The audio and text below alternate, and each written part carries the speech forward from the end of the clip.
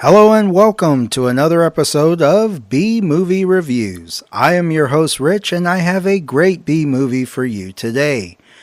Action movies have always entertained and wowed moviegoers for years. The movie I will be reviewing today sure wowed audiences, but not in a good way. That is why I will be reviewing Samurai Cop. Warning, there will be spoilers ahead, so if you haven't seen the movie, I suggest you go watch it. If you want to torture yourself, that is.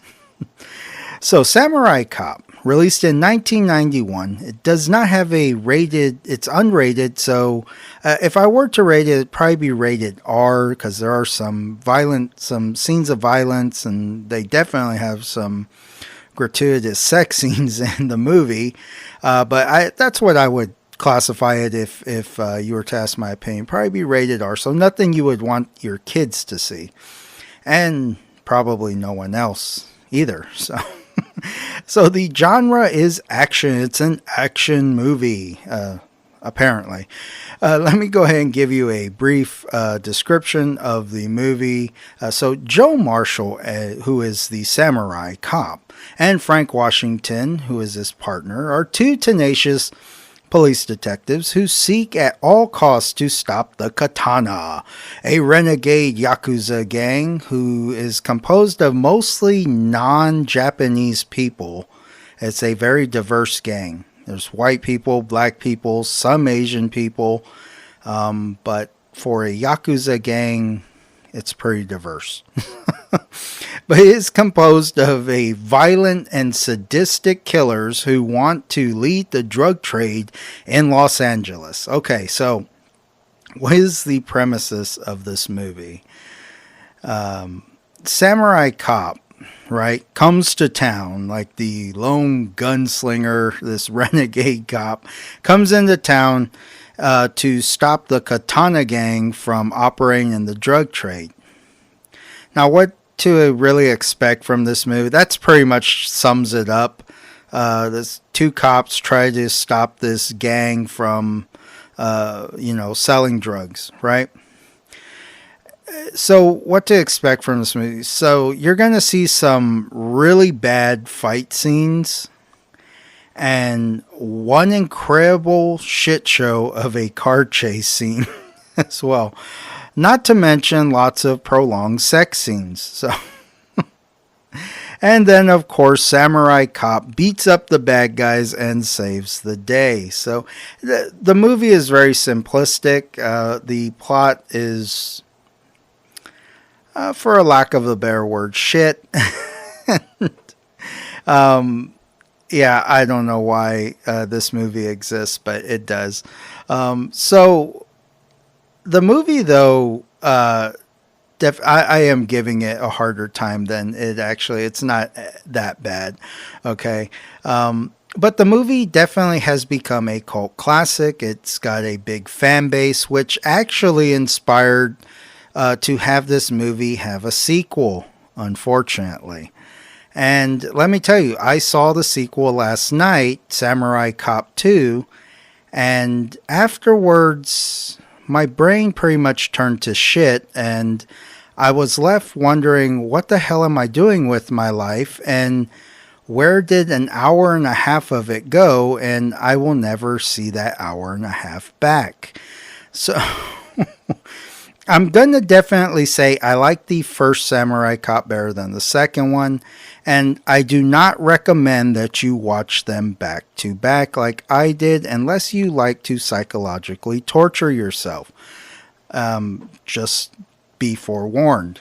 So, what makes this movie a B movie? And there are a lot of things that make this a B movie for sure. And I'm not going to go in any particular order. I'm just going to start listing them off, all the crummy shit that makes this a B movie. So one of the things is that the movie was, the entire movie actually was shot during the day. And this is because the director could not afford lighting to do night shootings. So everything you see in this movie happens during the day. Even the sex scenes are during the day. Okay, and apparently budgeting obviously was an issue. I couldn't find out how much this movie cost to make. I'm sure it's out there how much it was, but it obviously was a very limited budget because the director ran out of money for filming. So, they had to halt filming for a while till he could get more money, and then had to do reshoots and stuff like that. And I'll get a little bit more into that here in a sec. Now, the other thing is that almost every shot in the movie was done in a single take. So, much like Ed Wood from Plan 9, Plan 9 from Outer Space, he did most of these shots in one take. And it's very obvious in a lot of the scenes in the movie. This is probably a budgeting issue because film, like I said, is expensive, and he just probably didn't have enough to do multiple shots. So you'll have scenes where characters are stumbling over their lines or mispronouncing something, or they have this one scene in particular where I don't know why they left it in there, but so it's the police captain. He's all pissed off at Joe and Frank, the main characters. He's all pissed off at him, and he tells him to get out of his office, and he stands up and he's pointing, but he's there for like almost 10 seconds just pointing until he finally sits back down and smiles. I'm like, I think he was expecting the director to cut, or maybe to fade out to something else. They were going to clip that to something else, but it just was a very weird and awkward scene where it should have probably just been cut. And then your main character, he mispronounces Japanese names, but apparently is fluent in Japanese. So the big plot hole there. Okay, so one of the other things too, and this is probably the thing I noticed first about the movie when I saw it the other day. Much of the movie is dubbed over with really bad ADR. 80% of it was done by Amir Shervan. It's the director. That's who it is. He's from Iran, so he's foreign, and his English is really bad. It's not the greatest English in the world. So you have these scenes where you can obviously tell it's the same guy's voice. And especially at the hospital scene where Robert Zadar and old Redhead, his girlfriend, were trying to escape, and you have like these, I guess there were guards or police officers trying to stop them and saying, hey you, come here. Hey you, I need to talk to you, or something like that. It just was really terrible. And you could tell that it was him, and it was Mark Fraser, I believe that's how you say his name. It was the Frank Washington character, the black guy. They both dubbed a lot of the movie, but the director, Amir, for some reason, did a lot of the dubbing, because I'm guessing it was a budget thing, and he didn't want to pay somebody to have to come back in to loop their voiceover in the scene. So that's just and here it even gets worse here too, because the next thing is the costumes. The costumes were provided by the cast themselves, so they pretty much just said show up in whatever, and that's how we're filming. They had no wardrobe design or anything like that. And a lot of the vehicles in the movie actually belonged to the actors. They had to use their own vehicles. So very low budget, very under budget movie. And yeah, it shows. It definitely does show in the movie that it is a very low quality. All right, the next thing is the choppy scene work.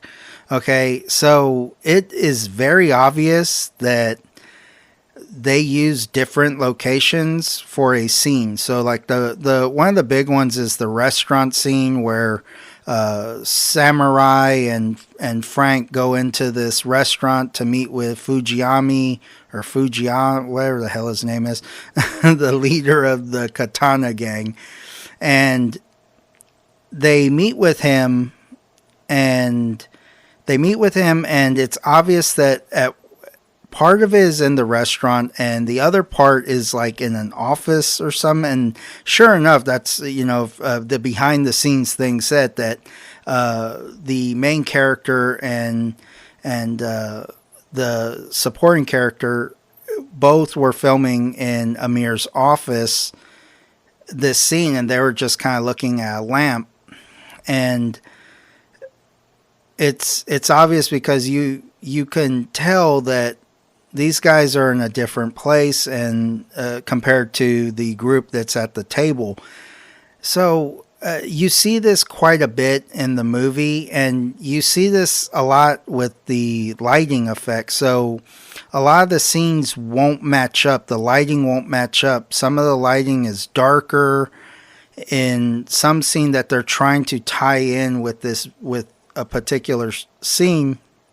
So there's a scene where, like, the boss, this, Fujiyami guy, is coming down the stairs at this really big, it actually looked like a really nice house that they were filming at. And he's coming down the stairs, and all the guys are there. You can tell they're all there, and he's there.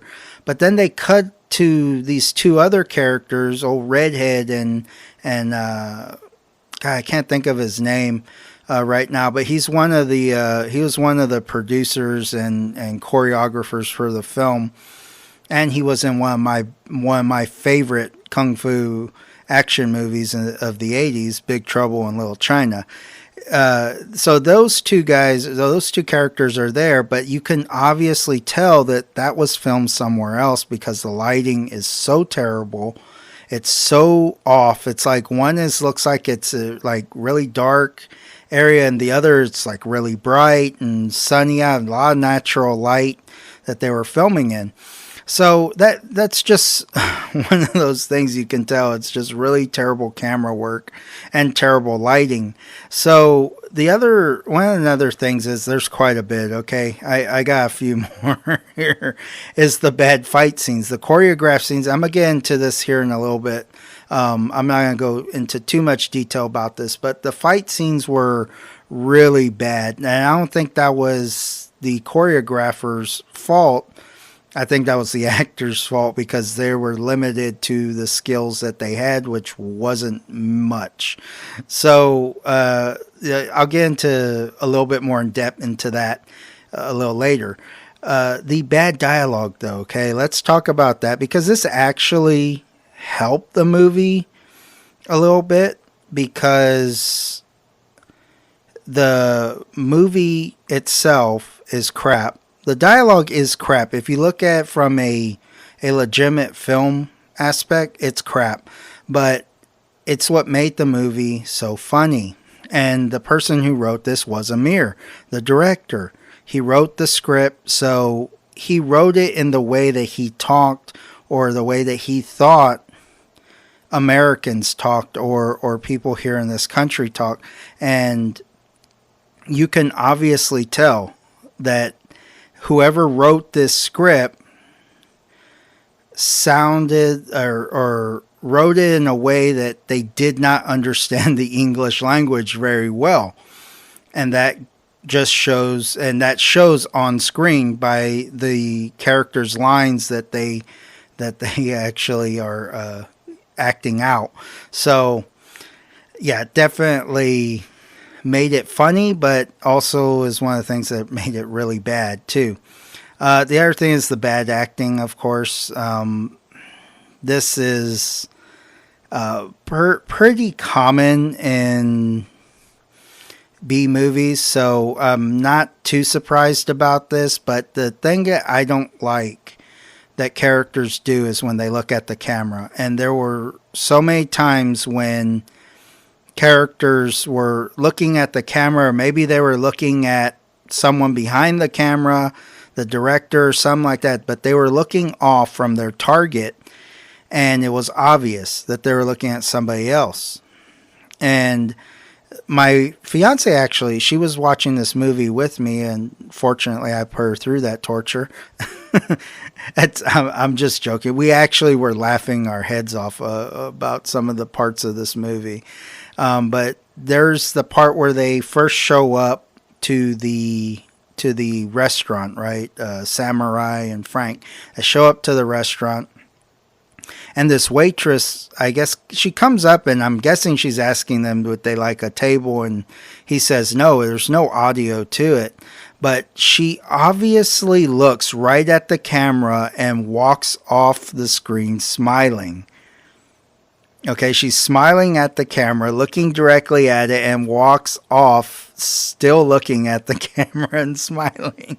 And my fiance was the one who noticed it. I didn't notice it at first because I think I was in the middle of saying something to her and maybe making fun of the movie or something. And she noticed it and said, "Look what she's doing." And I actually had to rewind the video real quick, and sure enough, there she is, big as shit, looking at the camera and smiling. So you have a lot of things like that, but that also goes into that taking single takes of the movie because you're on a budget. Look, I get it. You want to make a movie really bad. This guy wanted to make an action movie really bad. No, I'm sorry. His desire was to make it. Okay? He just made it really bad. Let me rephrase that, okay? Because that sounded a little confusing. He had great desire to make this movie, but he did it really bad. So the other thing is like these terrible death scenes. And there's this one in particular that everybody knocks on. Everybody makes fun of this shit. There's this like big black dude with a shotgun, and he's wearing this white t-shirt, like super tight white t-shirt, like undershirt. I'm like, dude, you didn't have a better shirt than that, Or maybe they told him to wear it or something like that, so the blood, the blood marks look better on it, I guess. But I mean, he looked very comical, and he has the most ridiculous dramatic death scene of the whole movie. He's getting shot and he doesn't know like how to really fall or how to stumble from being shot, and it was so terrible. And then he goes down like so slowly. It takes him like 30 seconds just to fall. And it's just one of the scenes in the movie that people just laugh at and they make fun of because it is really bad. It really is really bad acting. But the movie was it just had bad acting all through the entire film. So, all right, I've been dogging the movie pretty bad. Let me get to some of the stuff that I actually liked about this movie, okay? And there's actually quite a bit I found interesting about this movie, and let me set something up here so you can get the full effect of what I need to say here. But okay, let me now that I got this up, I'm gonna set up some audio clips here for you so you can hear some of these scenes, or some of the dialogue from these scenes. Okay, so the first thing I want to say that I liked was this police captain, right? He's probably the best police captain that I've seen in a movie for a long time. He is just mean. He's, he doesn't want to put up with nobody's shit, and he's always pissed off all the time. So he says this really classic line. It was super hilarious, and I couldn't stop laughing when I saw this scene because the dialogue is so terrible in it, with the exception of this police captain. But what he says is just over the top funny. So here, I'm going to play a little bit for you on here. Hang on. Okay, I thought I was. Hang on. Technical difficulties, folks. Technical difficulties. Okay, here we go. Look, Captain, you know it, and they know it themselves. And what they want is results. And that's what we're going to give them. We're going to give them the results. Now, why don't we give Samurai here a second chance? Because I need him, we need him. So why don't we just help him and support him? All right? What do you say, huh, Cap? I feel like somebody stuck a big club up my ass, and it hurts. I've got to figure out a way to get it out of there. God damn it, get the hell out of my office. Get out of here. I don't want to see your face.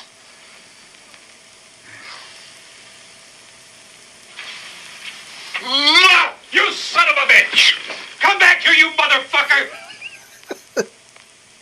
And there he is. There, he's like standing there for almost 10 seconds just pointing at nothing, and then he sits back down. So I don't know why they left that in the scene, but they did. And you know, it really was funny. Okay, it really was pretty funny. The scene where he's there, he's like, I got a big club up my ass and it hurts. I thought that scene really just tied. It just made this character so much more appealing, and that's why he's one of my likes here in this, because I found him, you know, just really funny. Okay, so one of my other likes is the wig. So you knew I was gonna probably have to talk about this. The wig on the main character on Samurai Cop. Okay, so if you don't know the backstory to this, I'm going to tell you, and most of you probably do. So the main character, his name's like Matt Hannon or Hammond or something. I don't even think that's his real name, but I can't remember what his real name is. But he was told that they were done shooting. So he was going to go look for another project, and so he cut his hair, you know, to try and make himself more marketable or something like that, you know, that somebody would cast him in something else. Well, a few months later, I think it was like 6 or 7 months, as a matter of fact, Amir, the director of this movie, calls him back for reshoots and winds up getting really pissed off that he cut his hair. And so they found this really ugly ass woman's wig and shoved it on his head. And he was told that though it was going to be used for like these far off shots, these kind of long distance shots, so he shouldn't have to really worry about. But he's wearing this fucking ugly ass wig like 50% of the movie. So it's so screwed up and messed up looking, but the movie is so hilarious with it. And you're kind of thinking like, what the hell happened to this guy's hair? He had long hair. What happened? Did he get burned or something? So no one knew for the longest time till he actually was able to come out and say, you know, no, it was, I cut my hair and we had to do reshoots, so they stuffed this shitty wig on my head. And the wig just played well. It was so funny. There was even like a fight scene where the wig almost falls off and you see it like come off, and luckily the guy he was fighting was smart enough. Well, he was the fight choreographer for the movie anyways. So he was smart enough to like try to shove it right back on, and then they were able to cut to another scene, you know, but the wig played really well in such a bad way. So, all right. One of the other things I liked was this really shitty car chase scene. And it's this really shitty car chase scene.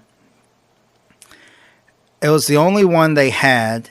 And it's because apparently the director couldn't get couldn't get a permit because, let's face it, that's going to cost money to like close down a portion of a street or something like that. So he had to film all this like in like a actual street location, going the speed limit, even going slower. And you can tell because there's like parts where they speed up the camera, and they do this quite a bit through the movie, and most of the action scenes, especially the car chase scene, and then the sword battle scene at the end, where Robert Zadar and the main character Samurai Cop, they're fighting with katana swords. And guys, just so you know, katana means a Japanese sword. So, but anyways, I want to play this audio clip because they kept looping this portion of this scene over and over, where he's telling his partner, Samurai is telling his partner to shoot him. And so I want to play this little bit of an audio clip I found here. Hang on. There's that awesome.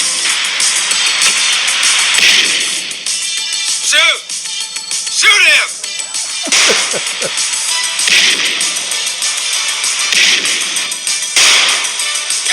Hold on! You got him! So you heard that introduction, that theme music? Doesn't that sound like from a video game or something, like Streets of Rage or Double Dragon or some type of like NES game from the late like 80s, 90s era? You know, that to me right there was hilarious. Let me set up my next one here real quick, guys, okay?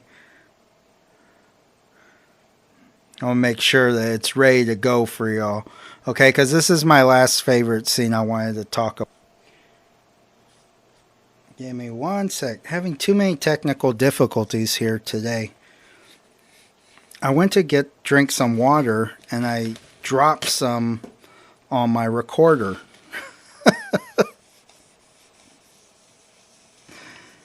You know, I don't edit this stuff out either because I want it to be real. All right. I'm not a professional at this. I'm very much an amateur, but I want this to be as real as possible. I want you to feel that I am being a real, genuine person when I give these reviews and stuff, and all the little mishaps I have, I think are ironic and just fitting because this is exactly how B movies go. So, all right. So the next scene I want to talk about, my last favorite scene, or my last favorite anyways. It's not my favorite scene. Is the horny nurse scene, right? This is something that was hilarious to me, but for all the wrong reasons. So this is the scene this is what made this movie come to light. And the scene went viral on YouTube. And it's the scene where Samurai and Frank are at the hospital. They're checking on this burn guy from this, shitty car chase they had. And there's this nurse in the room that I guess she's doing her checking on him or whatever, checking his vitals or whatever. And she has this verbal interaction with Samurai, and it is one of the weirdest, most fucked up parts of the movie. And I'm just gonna play it so you can hear it and know what the hell I'm talking about. And here it is. Do you like what you see? I love what I see. Would you like to touch what you see? Yes, I would. Would you like to go out with me? Yes, I would. Would you like to fuck me? Bingo. Bingo. Well, then let's see what you've got. And she's grabbing his dick. Doesn't interest me. Nothing there. Nothing there? Just exactly what would interest you? Something the size of a jumbo jet? Have you been circumcised? Yeah, I have. Why? Well, your doctor must have cut a big portion of it off. No, he was a good doctor. Good doctors make mistakes, too. That's why they buy insurance. Hey, don't worry. I got enough. It's big. I want bigger. Hey, I have, Have you been circumcised? Okay. That really was in the movie. Okay? That whole scene was really in the movie, and it is hilarious. It's for all the wrong reasons. It's such a stupid scene. Why was that necessary? But this goes to show you the director really had no idea about American customs or the English language, or so he just thought, okay, so this goes really into my dislikes, okay? And the director actually is in this. He has definitely seen one too many American action movies. And the fact that he had this language barrier and he didn't understand that, most women in movies don't like to be objectified. Every chick in this movie looks like she could be a porn star, right? And I think maybe there could have been some in there, as a matter of fact. So I'm not sure, but possibly. And, he had these really prolonged sex scenes, which, look, this is the difference between me and most people when it comes to film and that I don't care to see it, okay?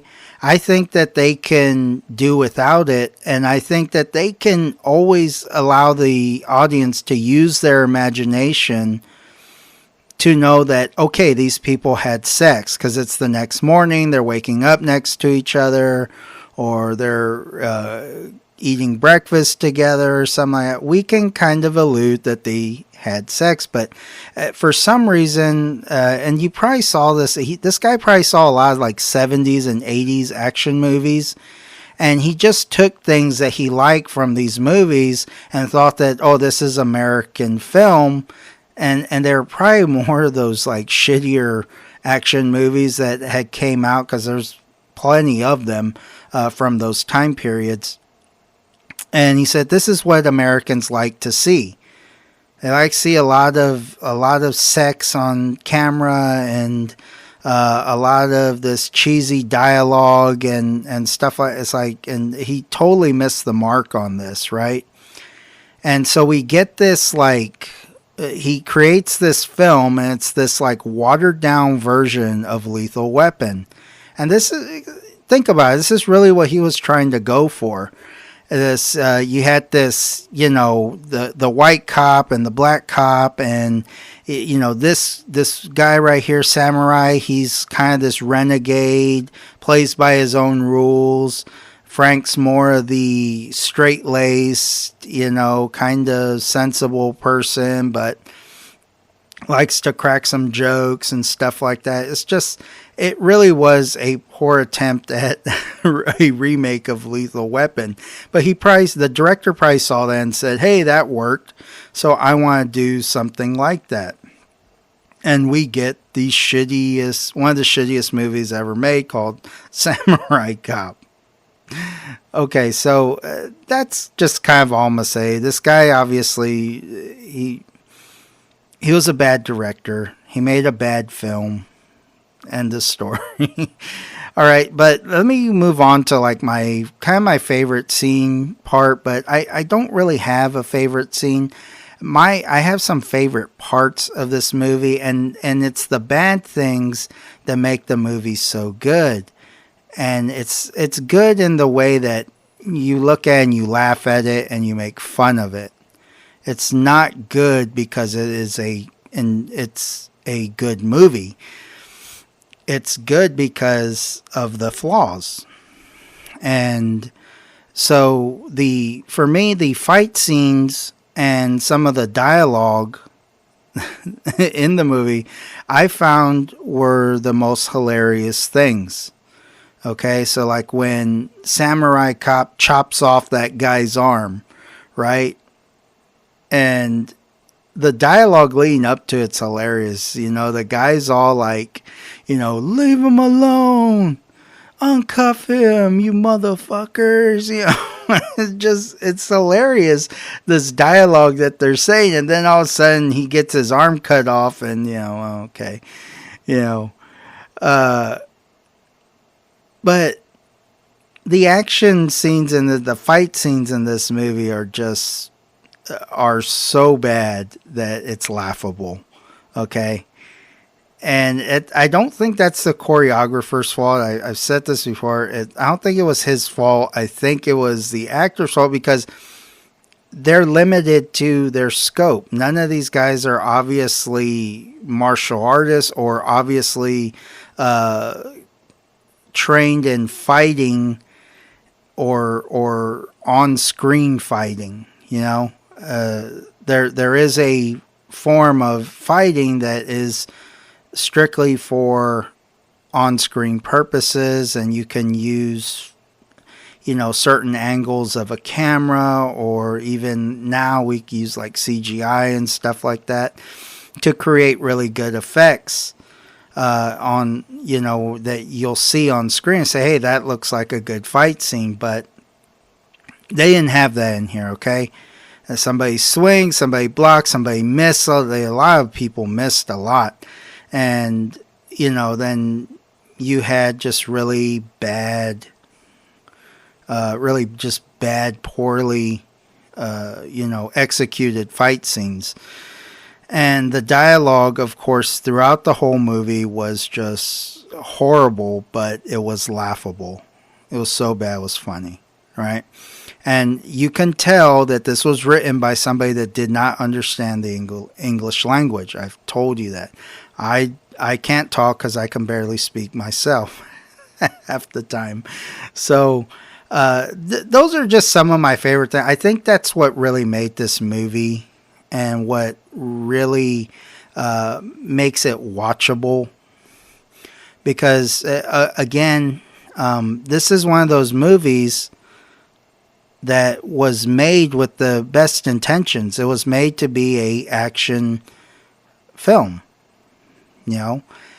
But it was so bad that no one wanted it. This movie did not release in theaters when it came out. As a matter of fact, it went straight to video. It was released on VHS. It wasn't until later on that it got popular and people, started screening it. And I think even the Riff Tracks guys did something on it where they made fun of it and they showed it in the theater. And then it was released on DVD and later on Blu-ray. And it had such a big fan base that they were able to make a second one, like I talked about earlier in the episode.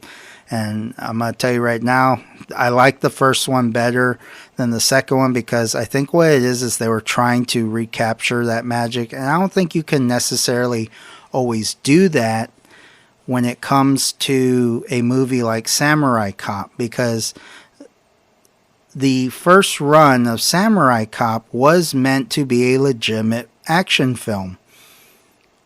We obviously know it's not because it's so bad. But when you purposely make a movie that is bad, we know that it's bad. We know that it's meant to be bad. And it loses that lure, that kind of that novelty of being a B movie, because it's a B movie. And some people can do it. Some people can do a spoof movie and do a great job at it. Killer Clowns from Outer Space. That was a spoof movie. It was meant to be bad. Attack of Killer Tomatoes, spoof movie. It was meant to be bad. And those movies are good in their own right. But the second Samurai Cop was supposed to be a playoff from the first, but I just don't think that it was as good as the first one. You can't recapture that magic because you had somebody who put their ideas and thoughts into film, and it was total shit and laughable. So that's why it's so great, because we look at it, we make fun of it, and say, oh, it's funny. So, okay, let me go ahead and get into my final thoughts and just overall rating of Samurai Cop. Okay, what can I say about Samurai Cop? Well, it's a shit movie for sure. It really is a bad movie, but here's the thing. From a film perspective, it's a bad movie. From an entertainment perspective, it's good. The flaws are what make it good, okay? And the movie definitely has some, to kind of take it back to that film aspect, it definitely has some boring parts to it that make it kind of hard to get through sometimes. It's got a few little parts in there that are kind of like the sex scenes and stuff like that. You know, the gratuitous sex scenes, we don't always need that in a movie. And I get that maybe some people enjoy that, but I don't. That's not why I look at a movie. If that's why you look at a movie, then you're looking at the wrong movie. You should just go watch porn, because you're going to probably get better acting than you did in Samurai Cop. So if that's what you want, go watch porn, you know. But this isn't a porno. It was supposed to be an action movie, and I think that those scenes were actually pretty boring. And you can tell that the actors were very uncomfortable on scene. You know, so it didn't even make it look like it was enjoyable in any way, especially for the actors, because they probably never done sex scenes before, which, I don't know, some of them I found kind of surprising, because I don't know, you might be a porn star, so. But it's obvious that they were uncomfortable with the scenes. So, you know, it just, I don't think it played well. This is kind of that thing where I'm saying it gets a little boring, gets a little tedious at times, and it's kind of hard to make it through. But all in all, it's, you know, it's hilarious, and I would definitely recommend you watching this with your friends. You know, if you have to suffer through it, make sure you have people to suffer with you. So no, it's actually a lot more fun to watch these kind of movies with people that enjoy watching them. If you enjoy watching shitty movies like this, to just laugh at and make fun of, that is, it makes the experience way more enjoyable, because you can all get together, laugh at it, and have a good time. So for those reasons, I'm going to give Samurai Cop a 3.5 out of 5. Okay. I think it's a good movie. I think it's a decent B movie. So it's not quite great, but it's almost there. Okay. It's almost there to that great mark. But I just couldn't see giving it a 4. So I gave it a 3.5, which I think is fair.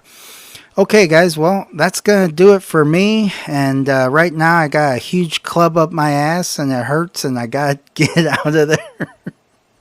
So I will see y'all later. I want to thank everyone for listening, and I hope you enjoyed this episode of B Movie Reviews. Take care.